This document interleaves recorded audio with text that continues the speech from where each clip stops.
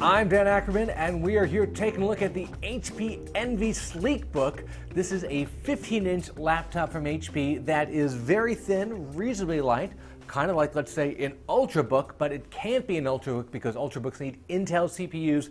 This is a version that has an AMD CPU, so instead, HP has called this a Sleekbook, which is sort of a name they made up, and honestly, it sounds pretty dumb, but you do kind of get the idea that this is something that's ultrabook-like. And I really appreciate the fact that they were able to take a lot of the HP Envy design cues from the more expensive laptops and bring them into this less expensive AMD version. You really get an identical body to the Intel version of this particular laptop, but this guy starts at $599, which I think is a fantastic price when you consider it's got brushed metal, it's got a big touchpad, it's very thin, it's reasonably light, and of course it's got Bluetooth and USB 3 and a bunch of other extras you would normally see maybe cut from a super budget laptop. Now there is a little bit of a trade-off in terms of performance. AMD chips for the last several generations at least have not performed on par with their Intel counterparts.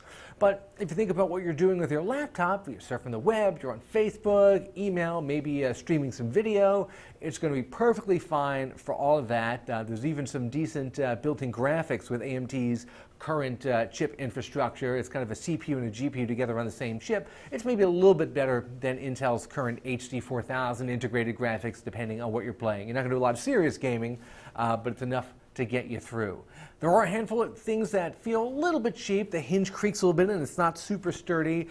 Even though it's got a metal finish, it's very susceptible to fingerprints and smudges. But if you're willing to trade off some of that fit and finish and some of the raw performance for actually a decent battery life and something that just looks a lot more expensive than $599, I think you'll find a lot to like here. I am Dan Ackerman, and that is the HP Envy Sleekbook.